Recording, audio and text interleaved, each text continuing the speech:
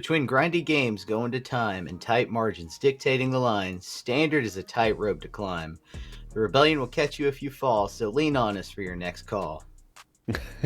It only matters if it ladders, so comment below as we walk through Week 9 recap of Ixalan Standard.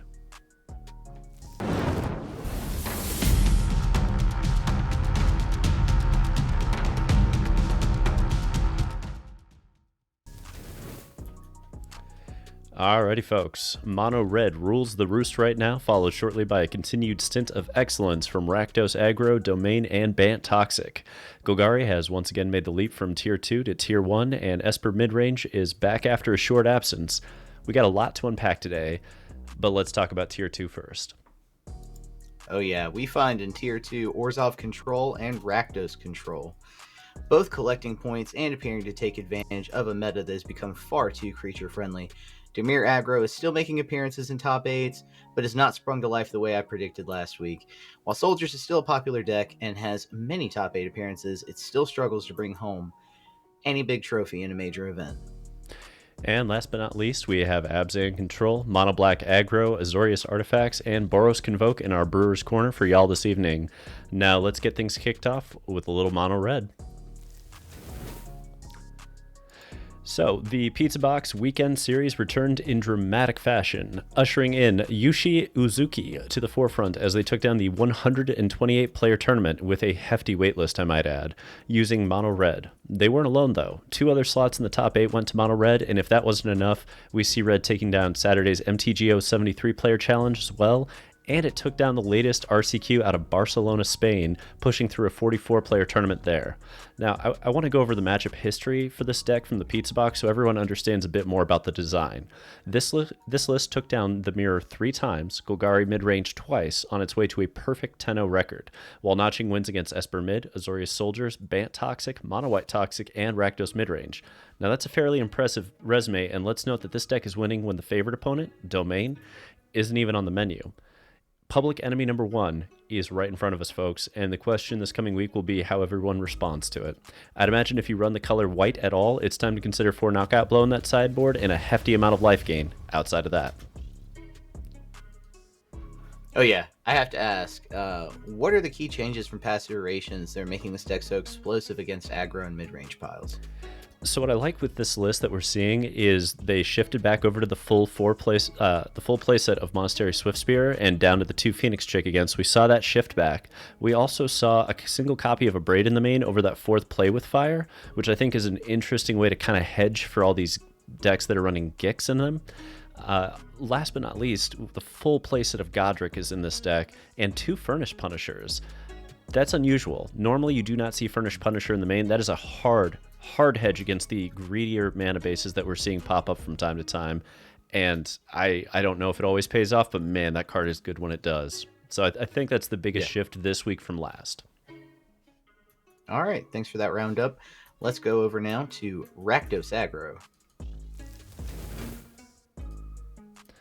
Alrighty, Rakdos Aggro. Hamuda came in second in the 73-player MTGO challenge this past Saturday, losing to Mono Red in the finals, but otherwise dominating the tournament, showing the raw power of Discover in the Rakdos mid-range shell from days of fables past. Now, I love that this list right here has that single copy of Aklazats in the main, and the oh-so-smooth curve and rather absurd power level of creatures in this list. My guess is the sideboard needs a little work to account more heavily for the mono-red matchup, but we all know that this color pair has the tools to do so, and I'm speaking from a little bit of experience on that front, given that I was myself on mono-red in the Pizza Box this past weekend, and my first loss came at the hands of basically this exact list with some minor sideboard tweaks to go lower on the curve, and it was astoundingly effective. If Domain keeps getting pushed out, I'd expect to see this as the new big baddie taking its place, because quite frankly, it's going to grind through a lot of the mid-range piles. Having all of those built-in 2-for-1s, it's going to remind you somewhat, it's not as good as Fable and Invoke, but Geological Praiser and Trumpeting Carnosaur do their best impression of that, and that's a lot of value to get. Absolutely. I see the list eschews the Gix that you typically see right now in mid-range lists for Sheldred instead. Is this a good choice considering 8 2-drop creatures in this list as well? Yeah, so I think the issue you have with Gix is that it needs to have creatures that are regularly able to connect, and that's a little bit more difficult without all the evasion. Like Dimir gets the 1-drop new Flying Man, the Spyglass Siren, it gets the Subterranean Schooner. It's got a lot of ways to Gix on 3 and immediately draw cards. This one basically has Harvesters, which may be getting sacked to prevent that exact counterplay, and Deep Cavern Bats, which are never a guarantee to live. So you have a lot of scenarios where Gix comes down on 3 and doesn't draw you a card, and if that's going to be the case, you'd rather have Preacher of the Schism almost every time, because if you're looking for something to accrue value over the course of a turn or two, Preacher of the Schism is not easy to deal with, and Shelly is just, I think, a necessary hedge right now against Red in the main. Yeah, like Red is just so good, and Shieldred is so powerful against them that it's hard to say you want Gix when Shelly is just that much better against the presumably top deck in Standard right now. That makes absolute sense. Shelly was leaving when Mono Red sort of saw a decrease in play. Now that it's really coming back in full force, you're starting to see Shelly come back into main boards. That makes a lot of sense. All right, talk to us now about the update to Golgari Aggro.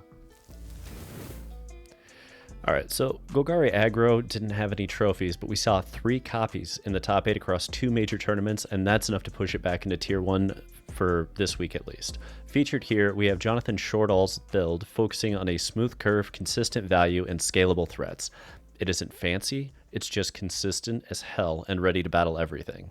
Let's also note that this deck, I went through the matchups because thankfully the Pizza Box Open allows me to do that, and they had to beat Domain and the Swiss to get to the semifinal appearance. It also took down Rakdos Aggro in the quarterfinals, telling the tale of how hard it can grind, because this is really the mid-range engine that could, and I'm here for it. Nothing feels quite like running the Rock in Standard again, and while this lost to Mono Red in the semifinals, we all know it can be tuned to take that archetype down if you really want to. And you see some of that evidence in the sideboard with the Aclazats, with the Tranquil Frillbacks. Like, these are cards that life gain, threats, things that are difficult for Mono Red to deal with. Even that Gix's command just sitting there in the sideboard. It's got a lot of power to it. I think it just needs to shift slightly and hedge a little harder in the main, and Mono Red will be something it can beat with consistency. Okay. Similar question here. Why no Gix in the list? It opts instead for Liliana and Sentinel. Is it because of a lack of 1-drop to take advantage of the curve?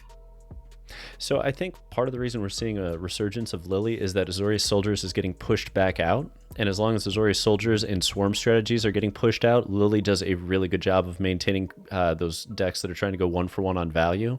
And at the same time, I think the same argument applies to why we don't want Gix as much here. We don't play the 1-drops. We don't play the 2-drops that are nearly impossible to remove. We're playing 2-drops that they're going to interact with. They're going to exile. They're going to cut down. They're going to have removal. And if they don't, they're going to have blockers.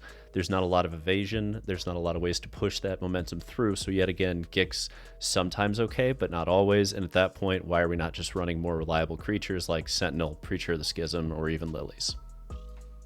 Yeah. And just big note, folks, the reason I asked about this card twice is because the price has spiked recently on Gix, Yawgmoth Praetor. So, you'd expect with that, you'd expect to see a lot more play in standard RCQ. But, pay attention to how the meta shifts week by week. But let's talk about now 5-color Domain. So Domain hit top 8s at nearly every event this past weekend, though no trophies were forthcoming for the Ramp Titan. Now featured here is Love Johnson's list from the top 8 of the Pizza Box this past Sunday. We're not really seeing much in the way of diversification of the archetype at this point, and even the flex slots have mostly cemented into 2 Depopulate and 1 Nissa in the main, with a hefty emphasis on aggro hate and counterspells in the sideboard. I think the most interesting part of this list is the inclusion of Chrome Host as a 1-of in the main, with 3 Negate and 0 Jace in the sideboard. It feels like Johns here really wanted to hedge a bit harder than the norm against aggro and didn't care very much about how that mirror match was going to go, because if you do, that's where you start seeing those Jaces take the slots that right now are getting pushed into Wandering Emperor in the sideboard, and that 3rd Negate, those become 2 Jace if you really want to push and hedge the mirror. But I think that that's not where we're at in the meta anymore. I don't think you expect to see Domain more than 10% of the time, which means you don't have to hedge it like that. My next question with this archetype is really going to be, do we need 4-up the Beanstalk in the main anymore, or can we start to shift that down to 1, 2, 3, somewhere, something under a playset, and get some free slots in the main to really help combat the aggro archetypes? Oh yeah, considering the dominance of this list lately in Standard, it's even monikered sometimes as the gatekeeper of Standard deck building. Right, you got to build past Domain. What will it take from a new set or any upcoming set to really knock it from its post? Are we going to need a ban, for example? I don't know that we need a ban. I think that we have a very diverse meta. Like what we're seeing here is we're covering 10 tier 1 and tier 2 archetypes on a week-to-week basis over the last few weeks, and that's wide open for a standard meta. You know, like I've played in standard metas where there was one deck. I've played in standard metas where there was one deck and the deck that beats the one deck. And I've played in most standard metas which end up being, you know, that rock, paper, scissors. This beats deck A, beats deck B, beats deck C, beats deck A.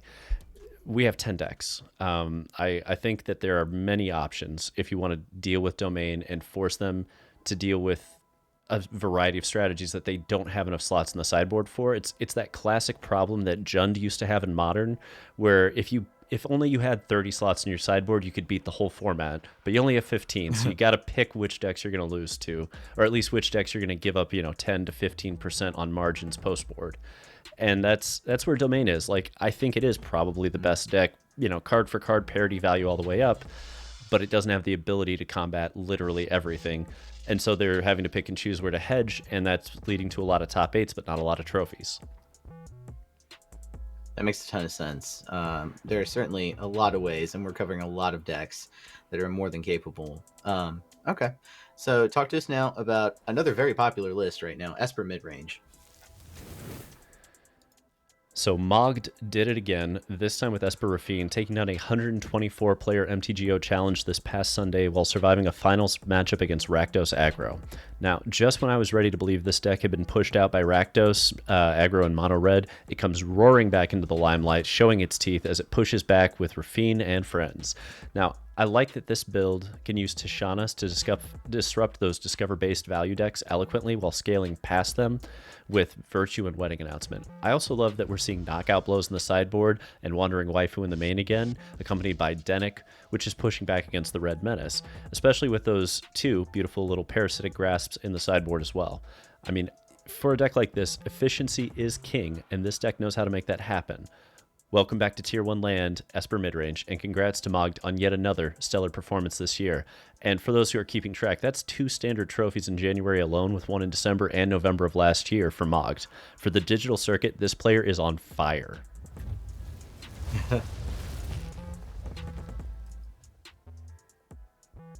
Yo, congrats. This is honestly the most popular deck right now in tournament play and on Arena Ladder by some metrics. And the different trackers that we use. What should this deck look out for as the other lists are, inevitably going to adjust accordingly? Yeah, I think, again, this is a deck that plays in many respects quite similarly to, again, Jund. You can hedge, but you can't hedge for everything. You got to pick your poison, and right now, if I'm going into week 10 with Esper Midrange, I want to make sure I beat Rakdos Aggro, Golgari Aggro, Red Deck wins, and Domain.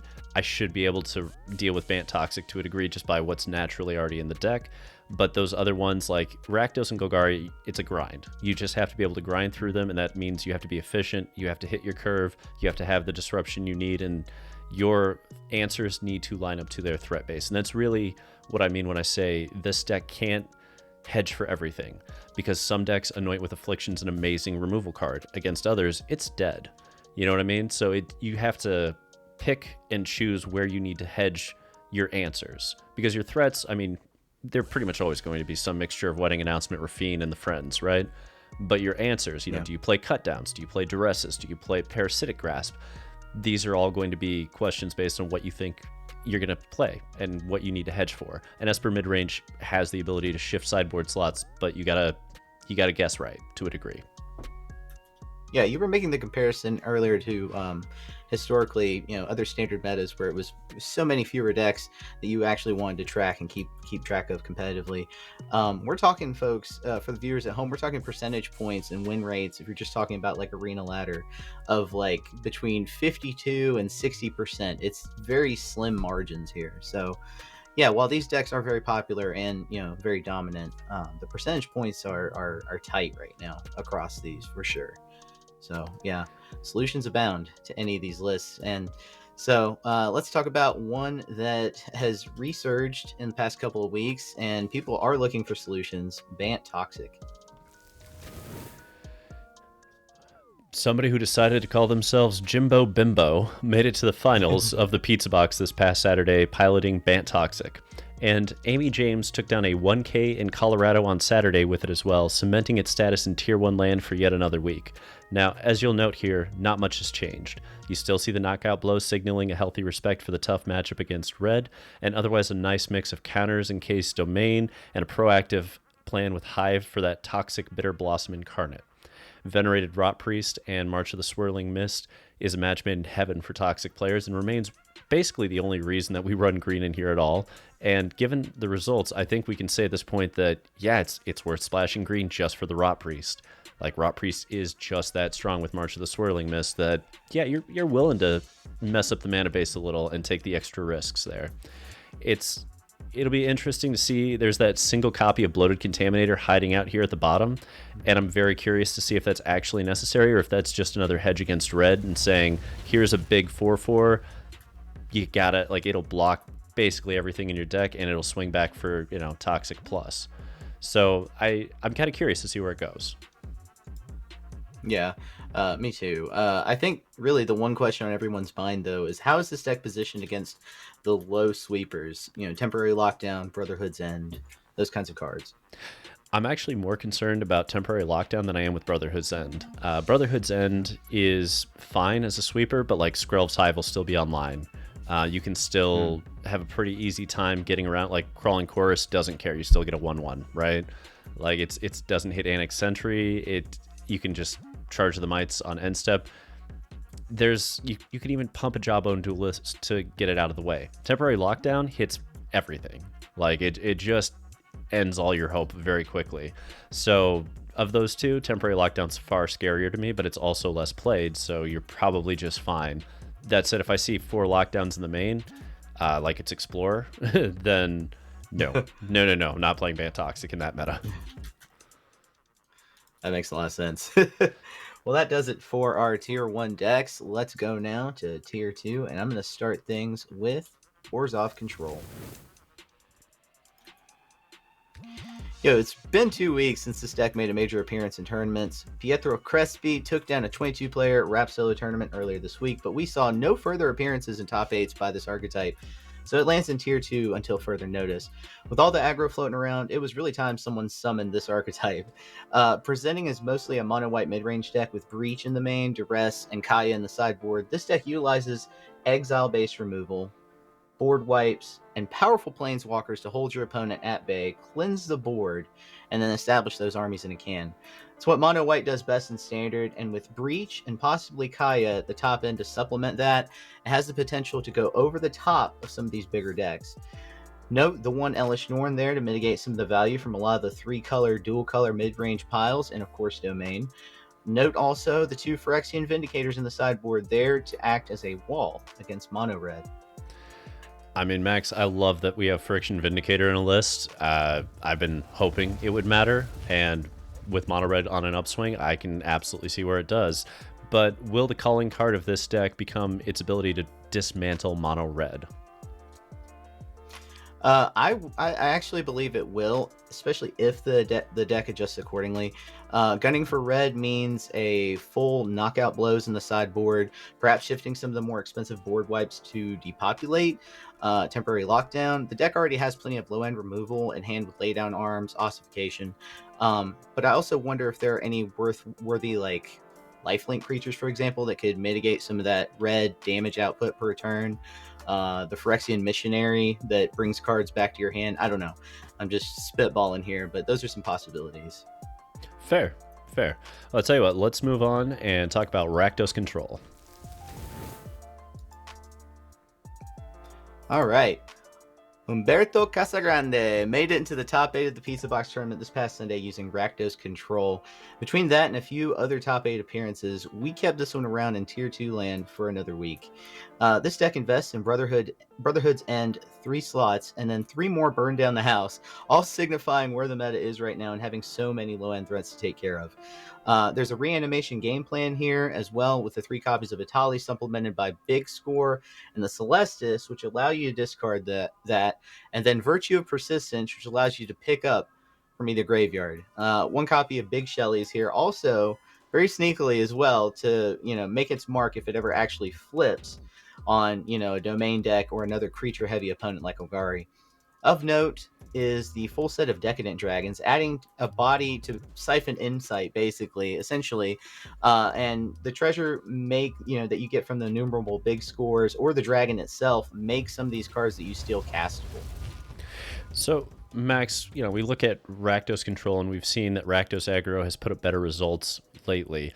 Where do you think Rakdos Control really shines? Why Rakdos Control over Rakdos Aggro if you had to pick between the two?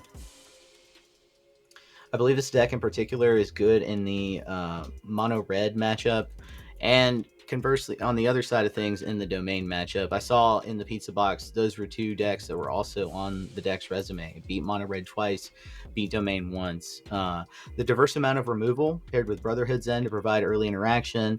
The top end enabled by Decadent Dragon and Big Score, which you can use to fight the go big strategies. It was unfortunate that the deck lost to Golgari Aggro, I think 0-2. And that really shows where Rakdos Aggro actually conversely tends to excel, is namely against more of the mid-range matchups. So as we see shifts in the meta from week to week, we may see those 2 decks kind of vying for position. Fair. Now, earlier you talked a little bit about, why isn't there Gix in this tier 1 archetype or that tier 1 archetype? So let's get to an archetype that absolutely loves Gix and talk about Dimir Aggro. Oh man, I love this archetype. No trophies though, unfortunately, for Dimir Aggro, but top 8 by Mondui, I think, in Saturday's MTGO challenge, combined with a top 4 finish in the RCQ from Spain, allows it to basically at least have tier 2 status. I said last week that this deck would come to dominate the discourse as players attempt to find solutions to a meta that is pinching out the decks in the middle, with domain on the top end, red on the faster end, just chipping away at anything that doesn't curve out perfectly. This deck wants to curve out perfectly. Siren, Bat, Gix make up the ideal curve with this deck.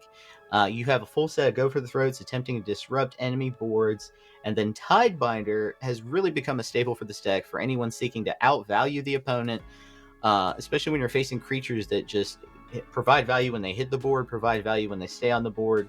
You really want to disrupt that. Fairy Mastermind is still in the deck to counter Beanstalk strategies, but also as a good thing for, against the Deep Cavern Bat strategy. Fair. Now, Max, how does this deck handle the mid-range lists with, there's a lack of counters, there's a lack of ways to stop things like Geological Appraiser from just racking up value really quickly? Do you have to mold to a quick curve out? How do you combat those decks? I'd say this version, others that we saw from this past week, are slanting more aggressively. Tidebinder does keep away a wide number of threats, but in a Cavern of Souls kind of world, this deck attempts to think about what it can do to go underneath those sorts of decks. Establish card advantage to find necessary options like Tidebinder using Gix, and then respond with what's left of, by taking away what's left of the opponent's combo or strategy once you've ripped those pieces out with Bat or with Tidebinder. Full set of Gix allows you to do that. This deck, more than any other, wants to curve out that way, and it's really trying to be aggressive and low. And then, of course, you've got the 3 Shellys and the Aclazot signifying even more aggression. So that's the top of the curve. So I think this deck just responds by really wanting to go underneath this time. That makes sense. But I'll tell you what, let's move on to the final deck in our Tier 2 archetypes and talk a little bit about Azorius Soldiers. All right, Remp made it to the semifinals of the MTGO Challenge this past Saturday, piloting Azorius Soldiers. This list is ever evolving. I just want to point out a few changes and adjustments from the past weeks. We noted last week how this has become the home to wedding announcement in light of Dimir pushing Esper Midrange, other midrange lists in weeks prior. Unfortunately for that choice, Esper's back, along with Rakdos, some of those other midrange lists we were hoping would get pushed out. Soldiers will thus have to evolve to really meet those decks where they are. Full Make Disappears prevents a defense against board wipes, especially a board wipe friendly meta. You're seeing up to 6 in domain. But along with Wedding Announcement, I have to wonder if there's anything else that could go in these slots instead. Gobakon and Lauren seem well placed against Domain, especially. But there's a wider variety of decks really coming for the crown right now, and so Soldiers is going to have to adapt and not just beat Domain. Will you, dear viewer, be the one to solve this list? I really hope so, because I like Azorius Soldiers and where it's historically been positioned. So, Max, this is the only deck really that's pushing a full place at a Make Disappear and going hard in that direction. Is Cavern of Souls in Domain killing this deck? Is Rakdos Aggro outvaluing this list? Like, why is this list struggling so much lately? I believe the Cavern presents a reason to reduce our investment and Make Disappear in general, right? In some lists that use blue, Negate seems to be better positioned as a 1 or 2 copy at least.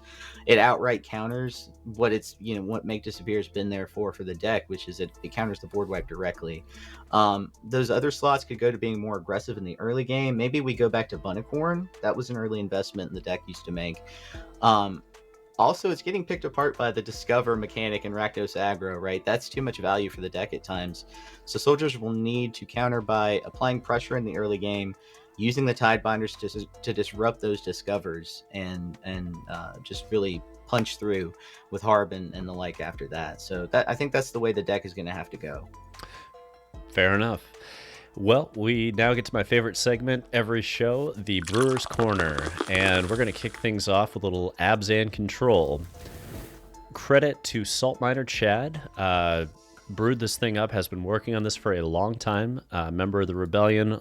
Love seeing what he's up to on a weekly basis, and this is his baby, right? So there's still some work to be done on the mana base. It's not perfect. Obviously, you want 18 sources of green at a minimum for Ren and Realmbreaker, and there's not that many here.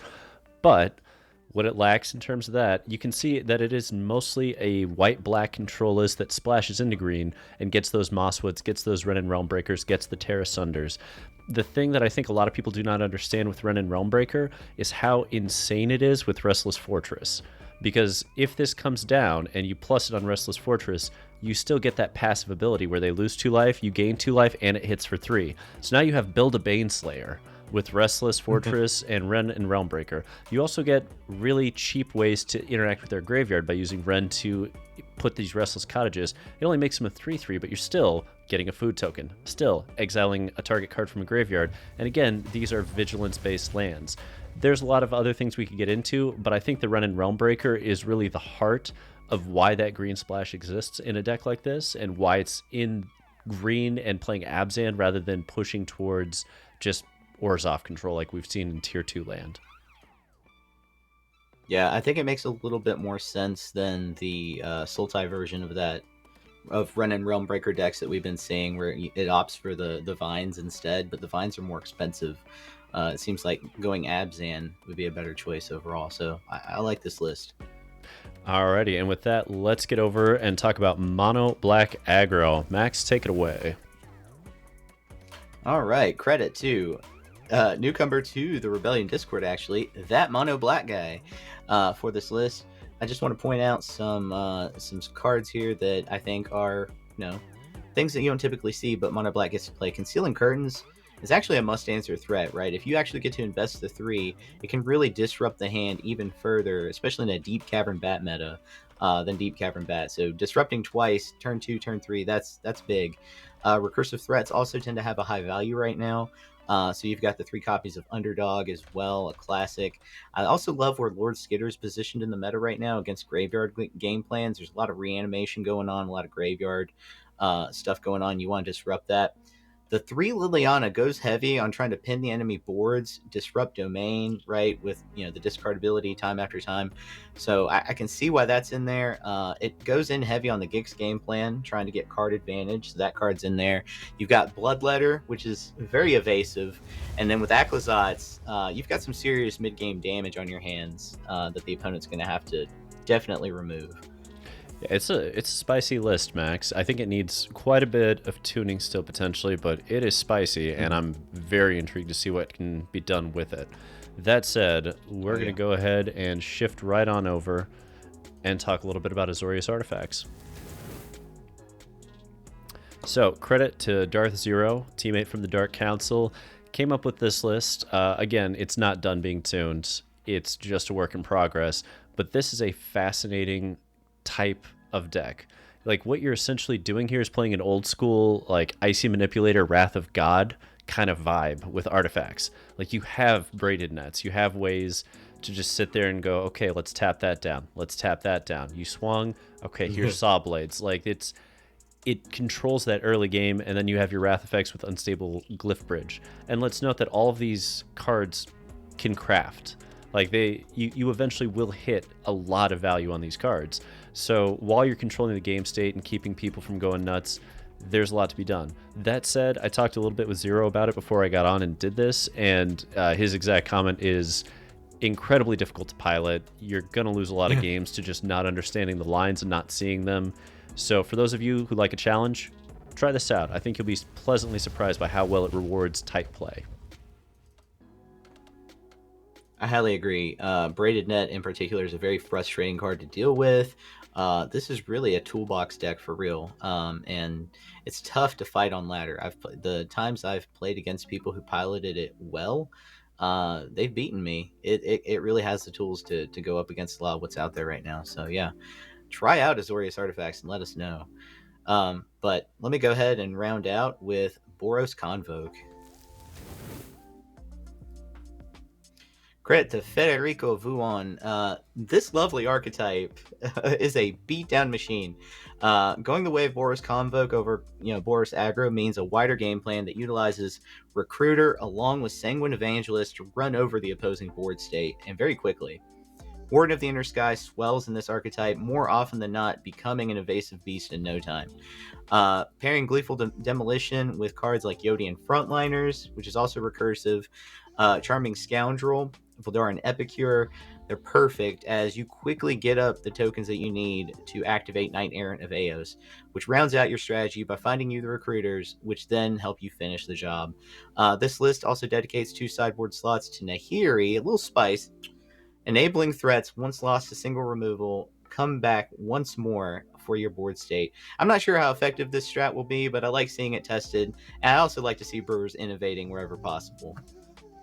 I mean, the fact that you can get a Nahirian on turn 3 and just get going is kind of wild. I've never really messed with it to see what it could do, so I'm really intrigued. And to be fair, this is like 75% of the power level of what you see in the Boros Convoke list that is in Pioneer and Explorer. And we get a few new things coming in off the new set for it, might I add. So this is an archetype I'm keeping an eye on. I think it's something you need to have on your watch list. It could become explosive with a new set coming out if we get a few of the right cards reprinted or new iterations that can add to it. Don't sleep on it. It's going to be interesting. Don't sleep on it. And it won a 14-player qualifier in Italy as well. Yes, it did. Yeah. Yes, it did. Well played, Federico Vuano, for that. Now, that'll bring us to our final segment, predictions for the upcoming week. Max, we looked at 14 archetypes tonight. What are your predictions going into week 10 of Ixalan Standard? I believe it's time to call it. I was hesitating to make this move, but Control is going to creep back into the conversation when creature decks have had it so good for so long. Will Domain rise once more as Rakdos, Orzhov, and I hear whispers of Azorius and Esper out there as well, making a return to the scene as Control decks, beating out the Hyper Aggro in favor of a more tempoed Standard. What's likely to happen is this transition will flush out the least efficient aggro decks as a select few will rise to the top just before Karlov Manor. Mono Red is just such a deck, and perhaps the likes of Azorius Soldiers or Dimir Aggro could disappear in light of it and then push against aggro in general that we see coming. Fair. And on my end, this week, I think the backlash on Mono Red will finally hit. It's been weeks of people criminally underpreparing and getting run over by red, a feeling that tends to leave a sour taste in one's mouth. My guess is we will see mainboard hedges and a full playset of knockout blows and everything running white, with artifact destruction such as Brotherhood's End, Braid, Lorna the Third Path, etc., across the various archetypes pushing into red or white for their hate cards to ensure that Eurobrask's Forge is a non-issue. If red gets pushed out that hard, to me, the question mostly becomes how much side hate is going to hit Dimir and Bant Toxic in the process. If the answer is a fair amount, expect each to drop in metagame percentage. And regardless, let's note that we have a healthy meta. It's rare to experience, as typically metagames get eaten up by overly pushed mythics until rotation or banning. In this case, we're seeing an absence of a few archetypes I'd like. Notably, I'm not seeing a lot of combo. I'm not seeing a lot of control. But the aggro, mid-range, and ramp strategies are all alive and well and diverse enough that you can brew within the confines of the metagame. And as much as I hate to say it, I'm here for the mid-range soup. Let's play the mid-range soup. Yeah, it's definitely an environment where, careful tuning, careful piloting it's going to reward the more diligent players. Where tight margins are really ruling the day, and they need just that little bit more to go over the top. So stick around, because these last few weeks before Karlov Manor will set the tone for the set's time to come. Be sure to like and subscribe, as we'll be here to walk you through all the ships in the standard meta when the time comes. If you would like even further study for the standard RCQ season, be sure to join our Coffee and Grinders level of the Rebellion below. At just $3 a month, you will gain access to sideboard guides by Darth Rakdos. So thank you guys for watching. And for those of you wondering about those sideboard guides, yes, there were like 2 or 3 of them for the latest Explorer qualifier, and there will be new ones for the upcoming qualifiers, especially with the RCQ season coming into full swing. So until next time, Rebels, untap, upkeep, resist. Resist.